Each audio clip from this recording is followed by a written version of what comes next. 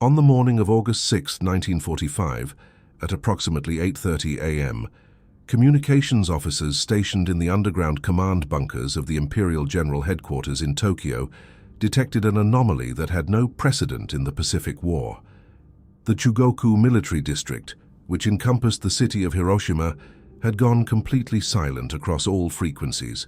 Hiroshima served as the headquarters of the Second General Army under Field Marshal Shunroku Hata, responsible for the defense of Western Honshu against the anticipated American invasion. The city housed approximately 43,000 military personnel from various units including the 59th Army, elements of the 5th Division, and significant naval forces. The civilian population numbered roughly 340,000 to 350,000, making it Japan's 8th largest urban center. Standard communication protocols required garrison commanders to transmit status reports every 6 hours. Military radio stations operated on multiple backup frequencies to ensure continuity of command. Naval communications used separate systems. Civilian broadcasting continued independently. Yet at 8:15 a.m., all of these systems ceased transmission simultaneously.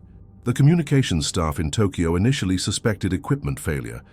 Technicians checked relay stations and attempted to raise alternate facilities in nearby prefectures. All surrounding areas reported normal operations. Only Hiroshima remained silent. War Minister General Korichika Anami received the initial report at 8:45 a.m. At 58 years old, Anami represented the traditional Imperial Army officer class, a career soldier who had served in Manchuria, held various staff positions, and believed absolutely in Japan's spiritual superiority over materially wealthy but morally weak Western powers. His military philosophy emphasized fighting spirit over technological advantage, a mindset that would prove catastrophic in the coming days. The morning briefing proceeded with growing unease. Weather reconnaissance aircraft had reported clear skies over Hiroshima earlier that morning. Air defense networks had tracked a small formation of B-29 bombers, 3 aircraft, approaching the city at high altitude around 8:15 a.m. This was unremarkable. Single bombers or small formations often conducted reconnaissance or precision attacks on specific targets, but the scale of the communications blackout suggested something far beyond a conventional bombing raid.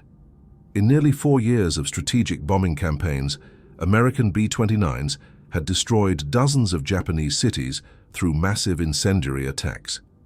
Tokyo itself had suffered through the firebombing of March 9–10, 1945, which killed an estimated 100,000 civilians and destroyed 16 square miles of the city. Yet even during that catastrophic raid, communications had been disrupted, but not entirely severed. If you enjoy evidence-based World War II history presented without dramatization, please like this video and subscribe to the channel. Leave a comment letting us know where you're watching from. The implications of total communications failure extended beyond immediate tactical concerns. The Second General Army played a central role in Operation Ketsugo, Japan's defensive plan for the home islands. Field Marshal Hata commanded forces designated to defend against amphibious landings in Western Honshu. His headquarters maintained detailed intelligence on American force dispositions, coordinated coastal defense preparations, and directed the deployment of suicide attack units, including kamikaze aircraft and suicide boats. Loss of contact with such a critical command center suggested either a catastrophic military defeat, which seemed impossible given the small number of attacking aircraft, or some form of unprecedented weapons effect that Japanese military planners had not anticipated. By noon, reconnaissance flights reported seeing an enormous mushroom-shaped cloud rising to altitudes exceeding 40,000 feet above where Hiroshima had been.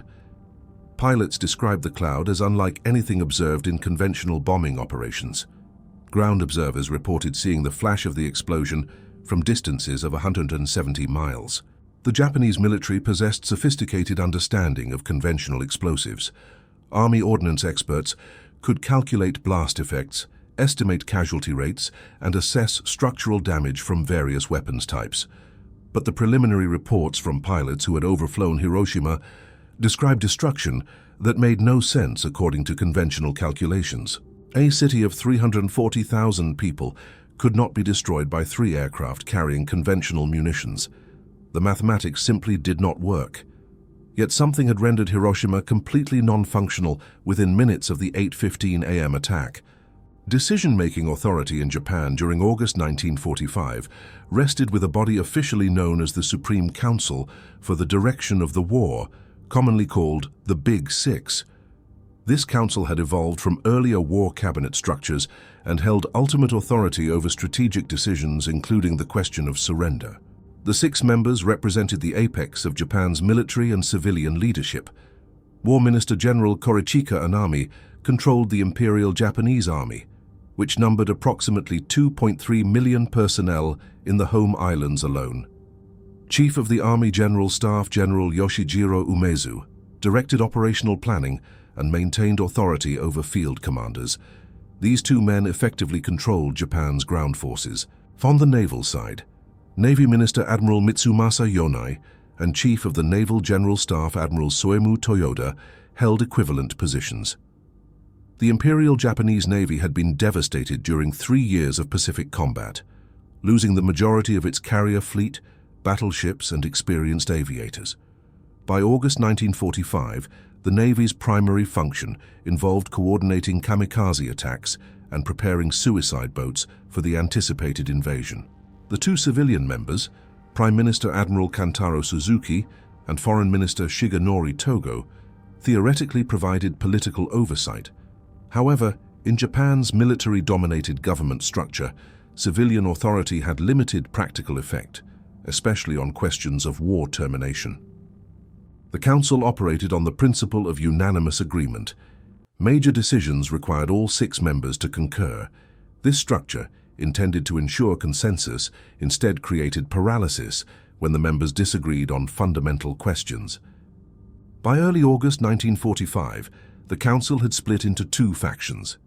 The peace faction, led by Foreign Minister Togo and supported by Navy Minister Yonai and Prime Minister Suzuki, favored seeking terms to end the war. They recognized that Japan's strategic position had become untenable following the destruction of its naval forces, the loss of access to Southeast Asian resources, and the tightening American blockade. The military faction, dominated by War Minister Anami and the 2 chiefs of staff, insisted on continuing the war. Their strategy centered on Operation Ketsugo, which planned to inflict such severe casualties during the anticipated invasion of Kyushu that American public opinion would force the United States government to negotiate rather than continue the bloodshed. Japanese military intelligence estimated that an invasion of Kyushu would cost American forces between 250,000 and 1 million casualties, depending on various assumptions about Japanese defensive effectiveness.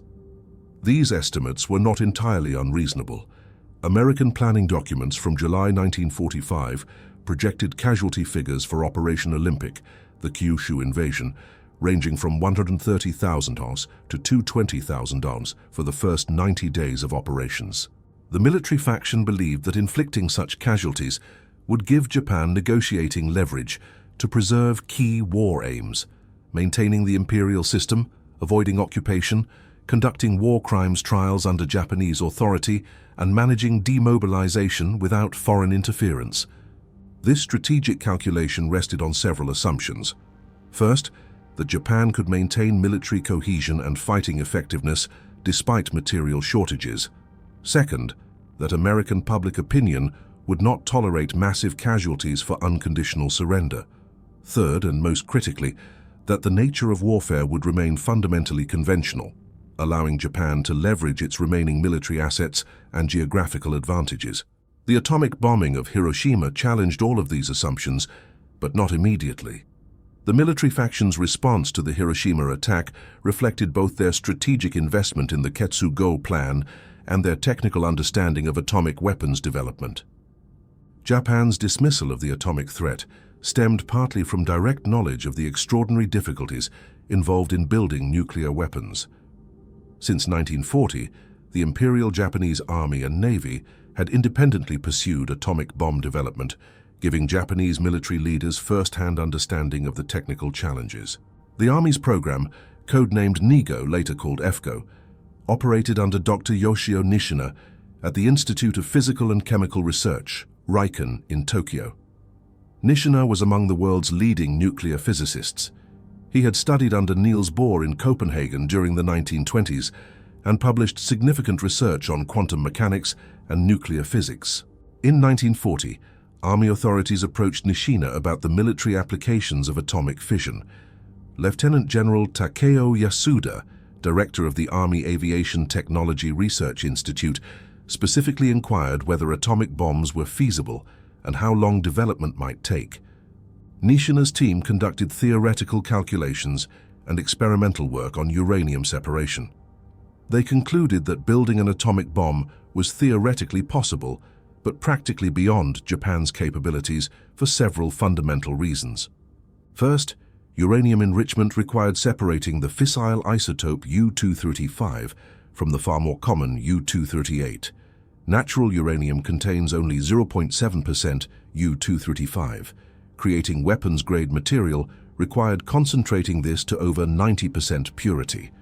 The available separation methods, electromagnetic separation, gaseous diffusion, or thermal diffusion, all demanded enormous industrial facilities and massive electrical power consumption. Nishina calculated that Japan's entire electrical generating capacity would be insufficient to operate an electromagnetic separation plant on the scale required. The Oak Ridge facility in Tennessee, unknown to Japanese researchers, consumed 10% of all electrical power generated in the United States during its peak operations. Second, Japan lacked access to sufficient uranium ore. Domestic sources were limited. Occupied territories in Korea and Manchuria contained some uranium deposits, but in insufficient quantities and grades. By 1945, Allied submarine warfare had effectively severed Japan's ability to import materials from continental Asia. Third, the industrial infrastructure required, precision manufacturing, specialized materials, advanced electronics, exceeded Japan's available capabilities, especially under conditions of strategic bombing and resource blockade. Nishina's team produced detailed technical reports concluding that Japan could not build an atomic bomb during the current war. More importantly for subsequent events, these reports estimated that even the United States, with its vastly superior industrial base, could produce at most a small number of weapons. The naval program, conducted under Dr. Bunsaku Arakatsu at Kyoto Imperial University, reached similar conclusions through independent research. Arakatsu's team focused on gaseous diffusion separation methods, but encountered the same fundamental obstacles: insufficient uranium, inadequate electrical power, and lacking industrial capacity. Both programs ceased active work by 1945, not because the research was theoretically unsound, but because the practical requirements exceeded available resources. The Army's final assessment, delivered to General Staff headquarters in early 1945, concluded that atomic weapons remained a theoretical possibility, but not an immediate military threat. This technical knowledge created a dangerous cognitive bias among Japanese military leaders. They understood atomic physics well enough to appreciate how difficult the engineering challenges were. Therefore, when reports arrived suggesting that Americans had successfully used an atomic weapon, the initial reaction was skepticism rooted in professional expertise. War Minister Anami and his colleagues knew that building atomic bombs was extraordinarily difficult because their own scientists had attempted it and failed. What they failed to appreciate was the unprecedented scale of American industrial mobilization and the Manhattan Project's success in overcoming obstacles that Japanese researchers had deemed insurmountable.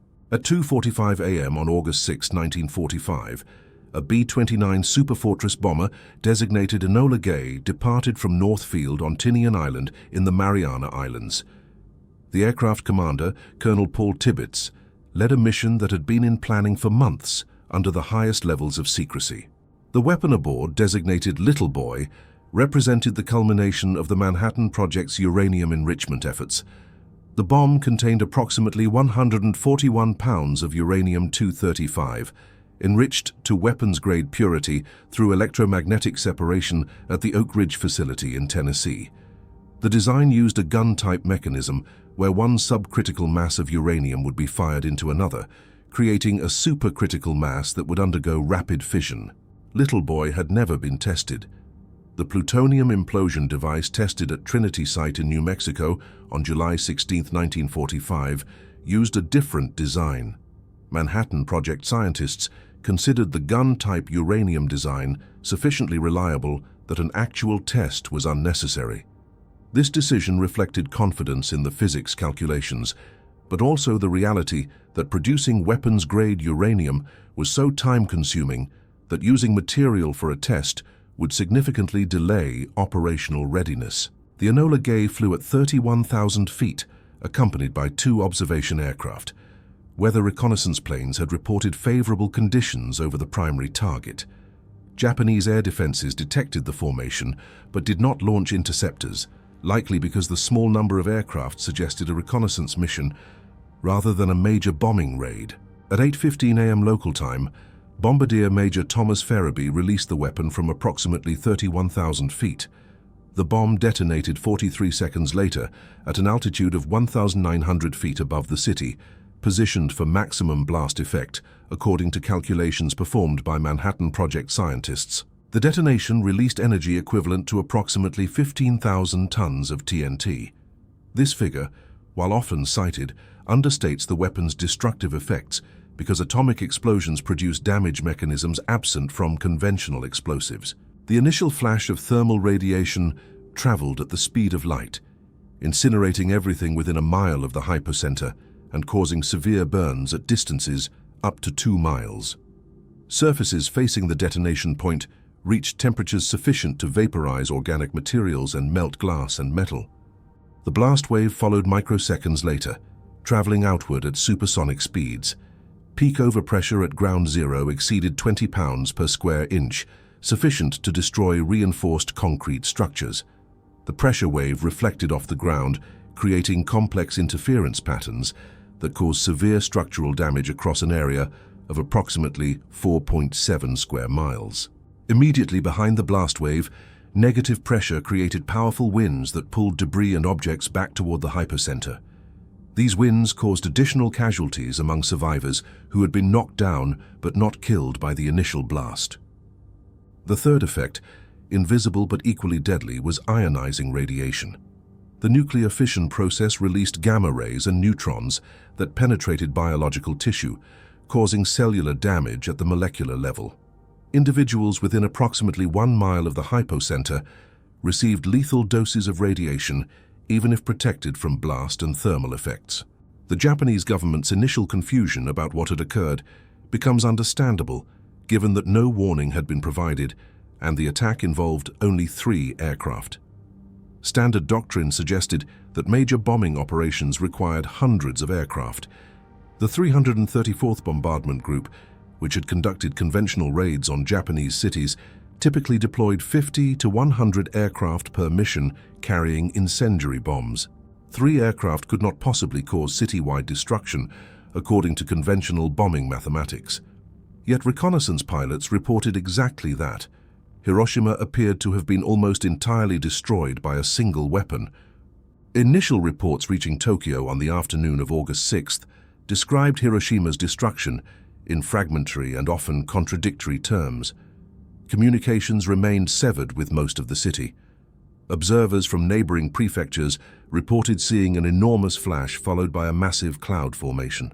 The first coherent military assessment came from an Imperial Japanese Army Air Force pilot who overflew the target area approximately 2 hours after the attack. His radio report described the city as covered in dust and smoke, with fires visible across the entire urban area. He estimated that at least 60% of the city had been destroyed. This assessment reached the Supreme War Council by early evening on August 6th. The military faction's response reflected their understanding of bombing effects and their knowledge of atomic weapons development limitations. Admiral Toyoda, chief of the Naval General Staff, noted that the American B-29 campaign had already destroyed more than 40 Japanese cities through conventional incendiary attacks. The firebombing of Tokyo on March 9-10 had killed more people than would ultimately die at Hiroshima. From a strategic perspective, the destruction of one more city, regardless of the weapon used, did not fundamentally alter Japan's military situation. War Minister Anami focused on the technical implausibility of the American claims. President Truman's radio announcement, monitored by Japanese intelligence services, stated that an atomic bomb had destroyed Hiroshima and warned that more would follow unless Japan surrendered. Anami's position, supported by General Umezu, argued that the Americans were engaging in psychological warfare. Even if they had successfully developed an atomic device, the industrial requirements made mass production impossible. Japanese scientists had confirmed this through their own research. Therefore, the Americans might possess one or perhaps two such weapons, but not enough to constitute a strategic game-changer. This assessment was not entirely irrational, given the information available to Japanese decision-makers. They did not know that the Manhattan Project had employed 130,000 workers across multiple sites, had consumed electrical power on a scale beyond Japanese comprehension, and had solved the uranium enrichment problem through industrial brute force rather than elegant scientific solutions. Japanese military planning for August 7th focused on dispatching investigation teams to Hiroshima to assess the damage and determine what type of weapon had been used. The Imperial Japanese Army assigned this task to Dr. Yoshio Nishina, whose expertise in nuclear physics made him the logical choice to evaluate whether an atomic bomb had actually been employed. Meanwhile, the Supreme War Council continued debating Japan's strategic options under the assumption that the Hiroshima attack represented a single event rather than the beginning of a new form of warfare. The peace faction argued that the Hiroshima bombing, combined with the Soviet Union's declaration of war on August 8th, created conditions requiring immediate pursuit of surrender negotiations. Foreign Minister Togo specifically advocated accepting the Potsdam Declaration terms while seeking guarantees for the preservation of the imperial system. The military faction maintained that Operation Ketsugo remained viable. Japan had concentrated approximately 900,000 troops in Kyushu, with several thousand aircraft reserved for kamikaze operations. Coastal defenses included extensive fortifications, prepared positions, and suicide attack units. Even if the Americans possessed a few atomic weapons, those weapons could not prevent an invasion or eliminate Japan's ability to inflict severe casualties on landing forces. The debate remained deadlocked as night fell on August 7th. Neither faction possessed accurate information about American atomic weapons production capacity or strategic intentions. This intelligence gap would prove fatal to Japan's negotiating position. Dr. Yoshio Nishina departed Tokyo by train on the evening of August 7th, carrying radiation detection equipment and instructions to determine whether an atomic weapon had been used against Hiroshima. The journey took approximately 11 hours under wartime conditions, with frequent stops and delays. As Nishina's train approached the Hiroshima region on the morning of August 8th, the landscape began showing evidence of extraordinary destruction. At distances exceeding 10 miles from the city center, trees were stripped of foliage. Wooden structures had collapsed. Telegraph poles leaned at odd angles or lay snapped on the ground. The railway line terminated approximately 5 miles from the city center, where track damage prevented further progress. Nishina and his team proceeded on foot, carrying their detection instruments. What Nishina observed during this approach fundamentally confirmed his worst fears. The pattern of destruction was inconsistent with conventional bombing. Incendiary attacks burned buildings from the inside out, leaving exterior walls standing. High-explosive bombs created cratering and localized damage, but Hiroshima showed evidence of a pressure wave that had propagated outward from a single point, crushing structures based on their distance from an aerial detonation. Nishina's Geiger counters began registering elevated radiation levels approximately 2 miles from the hypocenter. The readings increased exponentially as his team moved closer to ground zero.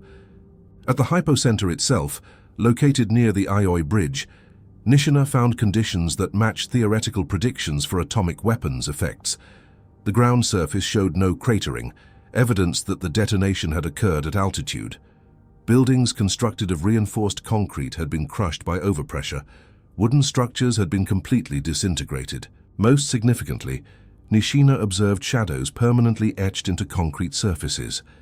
These shadows represented areas where objects or people had blocked the initial thermal flash, leaving silhouettes on surfaces behind them. The individuals who had cast these shadows had been vaporized by temperatures exceeding several thousand degrees. Nishina collected samples of building materials, soil and contaminated debris. His radiation measurements confirmed the presence of induced radioactivity consistent with neutron exposure from a nuclear detonation. Certain isotopes present in the samples had half-lives that allowed Nishina to calculate approximately when the explosion had occurred, confirming the August 6th timing. The medical effects Nishina observed among survivors provided additional confirmation. Victims displayed symptoms consistent with acute radiation syndrome, nausea, vomiting, hemorrhaging, hair loss, and destruction of bone marrow function. Many individuals who had survived the initial blast and thermal effects were dying days later from radiation exposure. Nishina's preliminary report, transmitted to Tokyo on August 8th, concluded definitively that Hiroshima had been destroyed by an atomic bomb. The weapon's yield appeared to be in the range of 12,000 to 15,000 tons of TNT equivalent, based on the radius of destruction and overpressure calculations. More ominously, Nishina's report noted that the weapon design appeared to have been successfully miniaturized to a deliverable size. The theoretical weapons his team had studied in the NEGO program would have weighed several tons and required specialized delivery methods. The American bomb had apparently been small enough to fit aboard a standard B-29 bomber without significant modifications. This information reached the Supreme War Council on the evening of August 8th, just hours before the Soviet Union's declaration of war fundamentally altered Japan's strategic situation. But the military faction's response to Nishina's confirmation remained consistent with their earlier position. One atomic bomb did not constitute a war-winning capability. Admiral Toyoda argued that the Americans had likely exhausted their atomic arsenal with the Hiroshima attack. The technical difficulties of uranium enrichment that Japanese scientists had encountered would apply equally to American efforts. Therefore, Japan faced a choice between surrendering immediately to avoid further conventional bombing or continuing to prepare for the decisive battle that Operation Ketsugo envisioned. War Minister Anami took an even more uncompromising position. He expressed the view that national destruction through continued warfare was preferable to surrender under occupation. This perspective reflected the samurai code of honor that prioritized death over capitulation, extended to the national level. The Supreme War Council meeting on the evening of August 8th ended without resolution, still divided 3-3 on the question of surrender. Events the following day would make this deadlock untenable. At 3:47 a.m. on August 9, 1945, a B-29 bomber designated Boxcar departed from Tinian, carrying a plutonium implosion weapon codenamed Fat Man. The mission proceeded under more difficult circumstances than the Hiroshima attack. Weather conditions were marginal, fuel pump malfunctions reduced the aircraft's range, and the primary target, Kokura, was obscured by clouds and smoke. After 3 unsuccessful bombing runs over Kokura, Aircraft Commander Major Charles Sweeney diverted to the secondary target of Nagasaki. Fuel limitations meant that only one pass would be possible before the bomber would need to divert to an emergency landing field. At 11:02 a.m., Bombardier Captain Kermit Bayhan released the weapon through a brief break in cloud cover. Fat Man detonated at approximately 1,650 feet altitude above the Urakami Valley on Nagasaki's northern side. The weapon's yield was approximately 21,000 tons of TNT equivalent, substantially more powerful than Little Boy. However, Nagasaki's terrain limited the weapon's destructive radius. The city was built across hills and valleys, and the detonation occurred offset from the main urban center. The surrounding hills contained the blast effects, resulting in an estimated 40,000 immediate deaths, compared to Hiroshima's 80,000. Nevertheless, from a strategic signaling perspective, the Nagasaki bombing achieved its intended effect. The attack occurred only 3 days after Hiroshima, demonstrating to Japanese leadership that America possessed multiple atomic weapons and could deploy them in rapid succession. News of the Nagasaki attack reached Tokyo at approximately 11:30 a.m., while the Supreme War Council was meeting to discuss the Soviet declaration of war announced the previous evening. The timing was particularly significant because the military faction had argued that the Americans likely possessed only one atomic weapon. The Nagasaki bombing instantly demolished that assumption. War Minister Anami's reaction, recorded by multiple observers present at the meeting, reflected the collapse of Japan's strategic calculus. If Americans could deploy 2 atomic weapons within 3 days, they potentially had many more in production. The entire foundation of Operation Ketsugo, inflicting unsustainable casualties on invasion forces, became irrelevant if Americans could simply destroy Japanese cities one by one without risking ground forces. Admiral Toyoda's response was equally telling. As Chief of Naval General Staff, he had coordinated preparations for kamikaze attacks and suicide boat operations designed to exact maximum American casualties during amphibious landings. But if Americans could bombard Japan into submission from the air using atomic weapons, those carefully prepared defensive measures would never be employed. The Supreme War Council meeting on August 9th continued through the afternoon and evening. But the military faction's position had fundamentally weakened. Nishina's confirmation of Hiroshima as an atomic attack, combined with the Nagasaki bombing's proof that multiple weapons existed, undercut the argument that Japan could somehow outlast American atomic capability. However, the Council remained deadlocked 3-3 on the specific terms of surrender. The peace faction supported accepting the Potsdam Declaration immediately. The military faction insisted on conditions including preservation of the imperial system, no occupation of the home islands, Japanese handling of war crimes trials, and self-directed military demobilization. At midnight on August 9th at 10, with the Council unable to reach consensus, an unprecedented step was taken to break the deadlock. Japanese governmental tradition held that the emperor remained above political decisions, serving as a symbolic authority rather than an active decision-maker. The Cabinet and Supreme War Council made policy, which the emperor then formally approved. Direct imperial intervention in government deadlocks had not occurred in modern Japanese history. Shortly before midnight on August 9th, Prime Minister Suzuki requested an imperial conference to resolve the surrender question. The meeting convened in an underground air raid shelter beneath the Imperial Palace. Present were the 6 Supreme War Council members, plus Baron Kiichiro Hiranuma, President of the Privy Council. The procedure followed formal protocols. Prime Minister Suzuki presented the situation: the Soviet declaration of war, the atomic bombings of Hiroshima and Nagasaki, and the Council's inability to reach consensus on surrender terms. He then asked each member to state their position. The peace faction, Foreign Minister Togo, Navy Minister Yonai, and Prime Minister Suzuki, supported accepting the Potsdam Declaration with only one condition: preservation of the imperial system. They argued that continued warfare served no strategic purpose now that Americans possessed atomic weapons and the Soviet Union had entered the Pacific War. The military faction, War Minister Anami, Army Chief of Staff Umezu, and Naval Chief of Staff Toyoda, insisted on 4 conditions: preservation of the imperial system, no occupation, Japanese conduct of war crimes trials, and self-directed military demobilization. They maintained that Japan retained sufficient military strength to force negotiations on these terms. With the Council deadlocked 3-3, Prime Minister Suzuki made the unprecedented request for Emperor Hirohito to break the tie.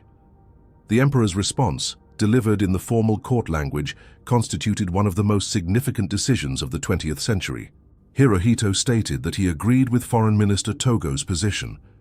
Japan would accept the Potsdam Declaration with the single condition that the imperial system be maintained. He instructed the government to prepare surrender communications immediately. The emperor's reasoning, as later recorded in documents and testimony, reflected his assessment that further resistance was futile and would result in Japan's complete destruction. The atomic bombings demonstrated that Americans could eliminate Japanese cities without invasion. The Soviet entry meant Japan faced enemies on multiple fronts with no prospect of negotiated settlement. Following the Imperial Conference, the Japanese government transmitted its conditional acceptance of the Potsdam Declaration through Swiss diplomatic channels on August 10th. The single condition specified that the surrender would not prejudice the prerogatives of His Majesty as a sovereign ruler. The American response, delivered August 11th, stated that the authority of the Emperor and the Japanese government to rule the state shall be subject to the supreme commander of the Allied powers. This formulation effectively accepted the preservation of the imperial institution while asserting Allied occupation authority. The military faction led by War Minister Anami found this response unacceptable. Between August 11th and August 14th, a faction of younger army officers planned a coup to prevent surrender and continue the war.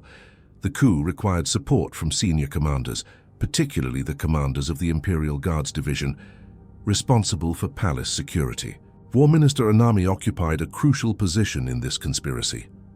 As the senior army leader, his support or opposition would determine whether the coup succeeded. Multiple accounts from the period describe intense meetings where coup plotters urged Anami to lead the movement to prevent surrender.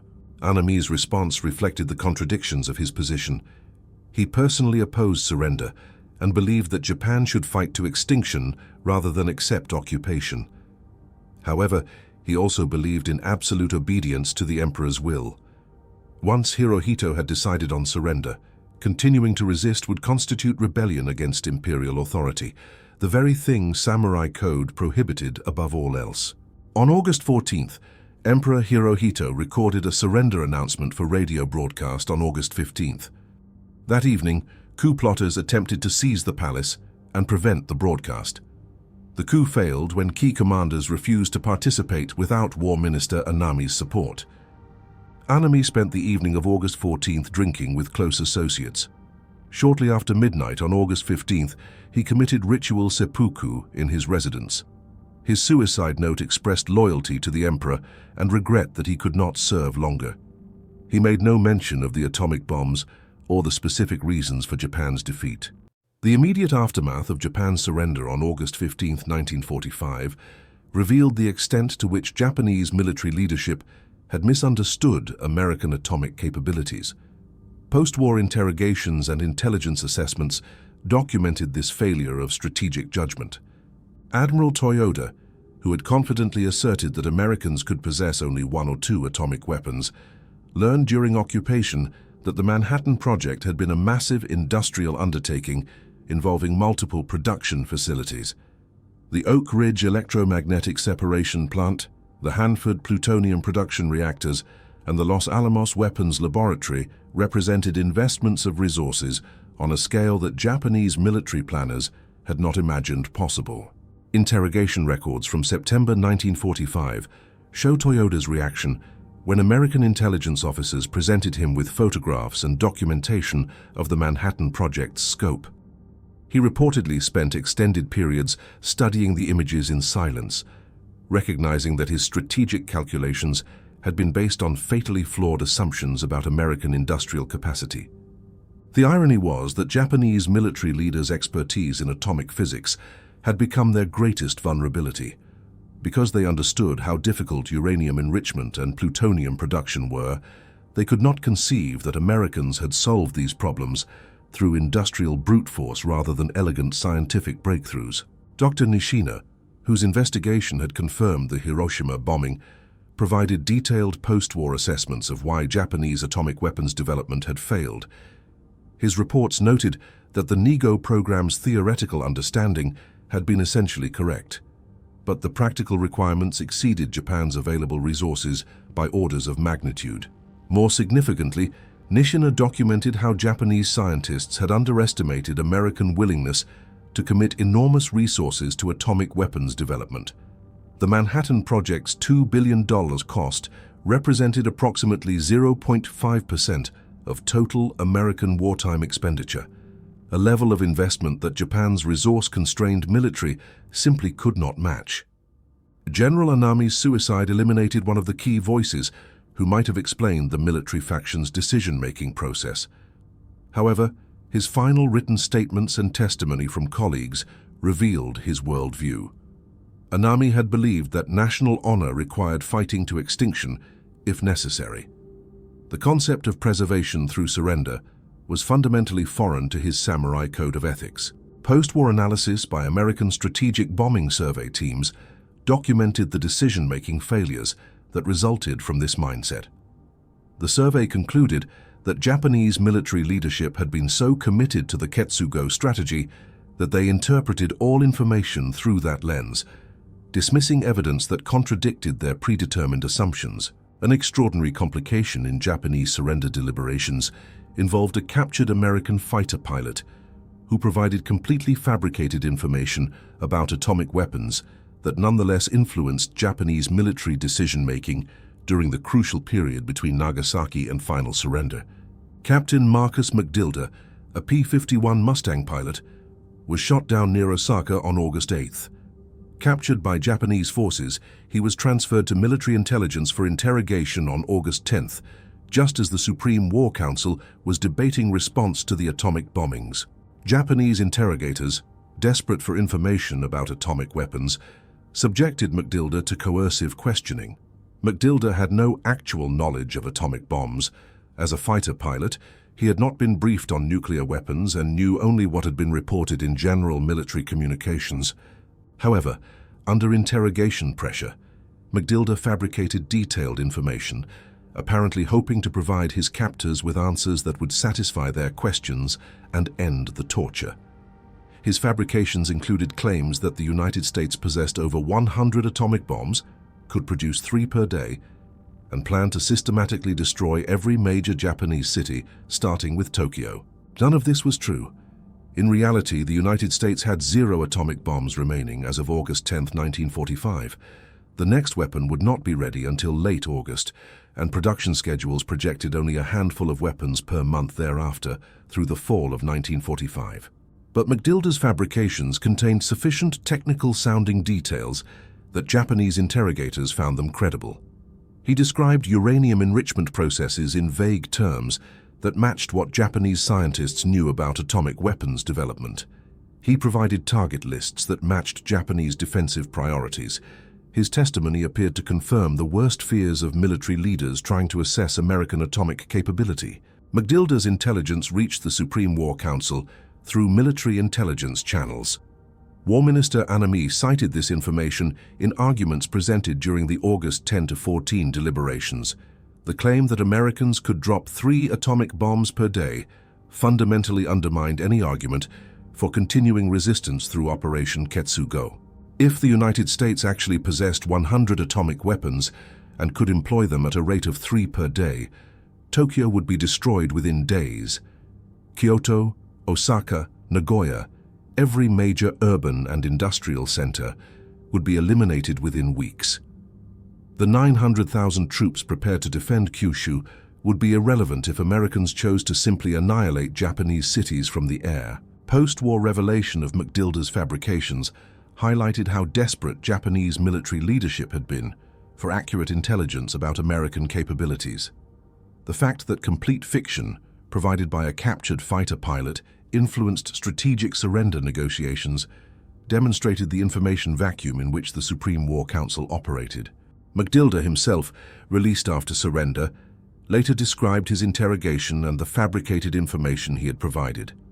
He expressed surprise that his desperate inventions had been taken seriously at the highest levels of Japanese military command. Declassified Manhattan Project records from the post-war period revealed the actual state of American atomic weapons production in August 1945, illuminating the massive gulf between Japanese assumptions and reality.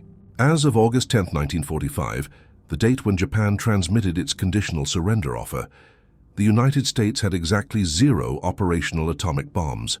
Little Boy had destroyed Hiroshima on August 6th. Fat Man had destroyed Nagasaki on August 9th. The arsenal was empty. The next plutonium core would be ready for shipment from Los Alamos to Tinian on approximately August 19th.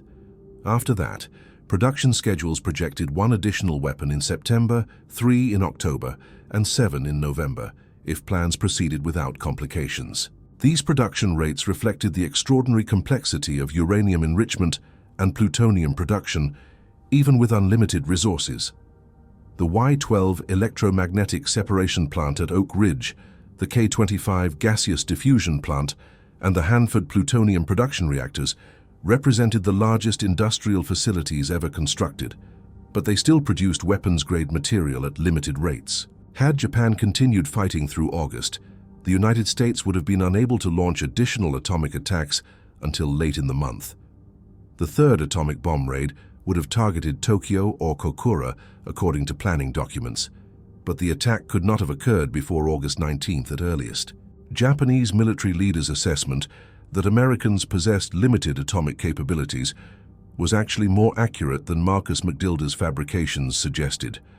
However, the Japanese conclusion that this limitation made continued resistance viable was fatally flawed for several reasons. First, American conventional bombing continued unabated. On August 14th, the day before Japan's surrender broadcast, over 1,000 B-29s attacked Japanese cities in the largest single-day bombing operation of the war. The United States demonstrated capability to destroy Japanese urban centers through conventional means while atomic weapons production continued. Second, American planning documents from July-August 1945 showed clear intention to employ atomic weapons systematically against Japanese cities as they became available. Target lists included Tokyo, Kyoto, Yokohama, Osaka, and other major population centers. The strategic bombing campaign would have eventually destroyed most of urban Japan regardless of atomic weapons production rates. Third, and most significantly, the Soviet invasion of Manchuria on August 9th eliminated Japan's last strategic option. The Imperial Japanese Army had maintained substantial forces in Manchuria and Korea, partly as a deterrent against Soviet entry into the Pacific War and partly as a potential bargaining chip in negotiations. The Soviet invasion destroyed these forces in less than a week, eliminating Japan's continental position entirely. Manhattan Project Director J. Robert Oppenheimer's post-war testimony indicated that the scientific community understood the weapon's strategic impact extended beyond immediate destruction. Oppenheimer noted that atomic bombs fundamentally changed warfare by eliminating the need for the attacker to accept casualties in proportion to the strategic objective. A nation possessing atomic weapons could destroy an enemy's cities without risking invasion forces, making conventional defensive preparations irrelevant. This was precisely the strategic calculation that finally convinced Japanese military leaders to accept surrender. Operation Ketsugo required Americans to invade, allowing Japanese forces to inflict casualties. Atomic weapons eliminated that requirement, making Japan's carefully prepared defenses meaningless. The United States Strategic Bombing Survey, established in November 1944 to assess the effectiveness of aerial bombardment, conducted extensive investigations in Japan during the occupation. The survey's Japan division interviewed Japanese military and civilian leaders, examined planning documents, and analyzed the decision-making process that led to surrender. The survey's final report, released in July 1946, concluded that Japan would have surrendered before November 1945, even without atomic bombings or Soviet entry, primarily due to the cumulative effects of conventional strategic bombing and naval blockade. However, this conclusion, while supported by economic data showing Japan's industrial collapse, understated the role atomic weapons played in overcoming military faction resistance to surrender. Survey interrogations revealed that War Minister Anami and the Army General Staff maintained commitment to Operation Ketsugo through early August, despite Japan's deteriorating economic and military situation. The military faction's strategy accepted that Japan would suffer enormous destruction during an American invasion. Casualties among the civilian population would be catastrophic, but these costs were considered acceptable if they resulted in American casualty rates sufficient to force negotiated settlement rather than unconditional surrender. Atomic weapons eliminated this strategy, not by making Japan's situation worse. Conventional bombing had already destroyed most urban centers, but by demonstrating that Americans could continue destroying cities indefinitely without invasion. This removed the Japanese military's last leverage point. Survey documents from interrogations of Supreme War Council members showed divergent perspectives on when and why surrender became necessary.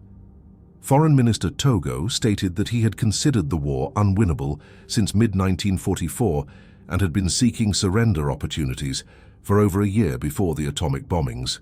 In contrast, War Minister Anami, in statements recorded before his suicide, maintained that surrender was unnecessary until the atomic bombings demonstrated that Operation Ketsugo could not function as intended. His position acknowledged that fighting to national extinction was preferable to surrender under occupation, but the Emperor's decision had rendered that choice impossible. Admiral Toyoda's interrogation provided perhaps the most revealing assessment. He stated that the atomic bombings combined with Soviet entry had created conditions where continued resistance served no military purpose. However, he emphasized that Soviet entry was equally important to the decision-making process as the atomic bombs. The Soviet invasion of Manchuria eliminated Japan's hope for negotiated settlement through Soviet mediation. Japanese diplomatic efforts throughout 1945 had focused on using Soviet Union as an intermediary to broker peace terms more favorable than unconditional surrender. Soviet declaration of war and the rapid destruction of Japanese forces in Manchuria made this strategy impossible. The Strategic Bombing Survey's final analysis concluded that the atomic bombings accelerated Japan's surrender by days or weeks rather than months, but that the bombings were not strictly necessary for Japan's ultimate defeat. This assessment remains controversial among historians due to its counterfactual nature and the difficulty of separating atomic weapons' psychological impact from their immediate destructive effects. Post-war historical analysis of Japanese military decision-making during August 1945 has identified several cognitive biases and structural factors that prolonged the war beyond any rational strategic assessment. First, the Supreme War Council's structure requiring unanimous agreement created paralysis when members held fundamentally different views about acceptable surrender terms. The peace faction recognized by mid-1945 that Japan had lost the war and that continued fighting only increased the devastation. The military faction, while acknowledging Japan's weak position, believed that inflicting sufficient casualties on American invasion forces would force negotiations preserving Japan's territorial integrity and political system. These positions were irreconcilable, yet the consensus requirement meant that neither faction could implement their preferred policy. The result was continued fighting long after any reasonable prospect of achieving military faction objectives had disappeared. Second, Japanese military leaders consistently underestimated American industrial capacity and overestimated American casualty sensitivity. Planning documents from Operation Ketsugo assumed that American public opinion would not tolerate casualty rates comparable to those experienced during operations like Iwo Jima, and Okinawa sustained over months of invasion operations. This assumption ignored the reality that American strategic objectives in the Pacific had been defined as unconditional surrender since at least mid-1944. Casualty rates, while politically significant, were not going to alter fundamental war aims. Japanese military leaders projected their own cultural attitudes about acceptable costs onto Americans, fundamentally misunderstanding their adversaries' decision-making calculus. Third, the Samurai Code emphasis on honor through death rather than survival through surrender created a military culture that could not rationally assess strategic alternatives. War Minister Anami's statement that national destruction would be wondrous for this whole nation to be destroyed like a beautiful flower reflected aesthetic and cultural values completely disconnected from practical military or political objectives. This worldview made it literally impossible for military faction leaders to accept surrender as a viable option regardless of strategic circumstances. Surrender violated fundamental cultural and professional identity in ways that made rational cost-benefit analysis irrelevant. Fourth, Japanese military leaders' knowledge of atomic physics, gained through their own weapons development programs, paradoxically blinded them to American capabilities. Because they understood how difficult uranium enrichment was, they concluded that Americans could not possibly have produced many weapons. Their scientific expertise became a cognitive trap that prevented accurate assessment of American industrial achievements. Fifth, intelligence failures meant that Japanese military leaders made decisions without accurate information about American capabilities and intentions. The Supreme War Council did not know that Americans had only 2 atomic bombs in early August. They also did not know production schedules would remain limited through fall 1945, but they also underestimated American willingness to use atomic weapons systematically against Japanese cities. This mutual ignorance created a situation where Japanese military leaders simultaneously overestimated and underestimated American atomic capability at different points in their decision-making process. Finally, the August timeline created artificial pressure that affected decision-making. The Hiroshima bombing on August 6th, Soviet declaration of war on August 8th, and Nagasaki bombing on August 9th compressed events into a 72-hour period that denied Japanese leadership time for careful assessment. The rapidity of events overwhelmed normal decision-making processes and forced choices under extreme time pressure. Whether Japan would have surrendered without atomic bombings remains unknowable. The Strategic Bombing Survey suggested yes, but that assessment relied on economic data showing industrial collapse rather than analysis of political decision-making psychology. The military faction demonstrated willingness to accept national destruction rather than unconditional surrender, suggesting that conventional bombing alone might not have overcome cultural resistance to capitulation. What is clear from declassified documents and post-war interrogations is that atomic weapons eliminated the military faction's last strategic rationale for continued resistance. Once Americans demonstrated they could destroy Japanese cities without invasion, Operation Ketsugo's premise collapsed, removing the foundation for arguments against surrender.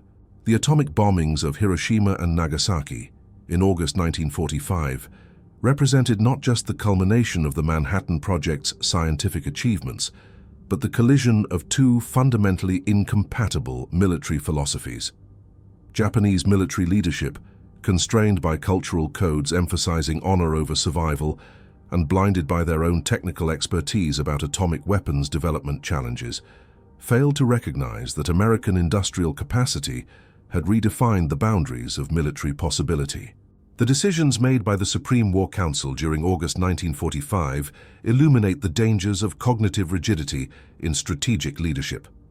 War Minister Anami and his military faction colleagues possessed extensive professional knowledge, understood atomic physics better than most military leaders in any nation, and had access to intelligence about Japan's deteriorating strategic position. Yet they continued advocating policies that could only result in national catastrophe because their worldview could not accommodate surrender as a viable option.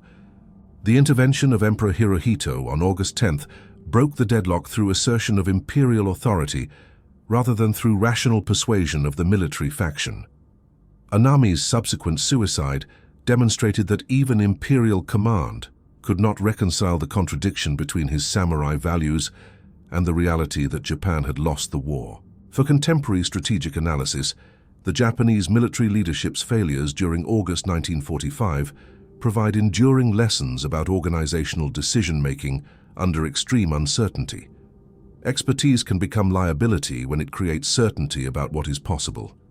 Cultural values that prioritize abstract principles over practical outcomes can lead to catastrophic policy choices, and decision-making structures requiring consensus can produce paralysis when confronting revolutionary change. The atomic age began in August 1945, not just through scientific achievement, but through the forced recognition that warfare had fundamentally changed. Japanese military leaders learned this through the destruction of 2 cities and the emperor's unprecedented intervention. The cost of that education, measured in hundreds of thousands of lives, could have been avoided through more flexible strategic thinking. But the cultural and psychological barriers to such flexibility proved insurmountable until reality forced recognition through catastrophe.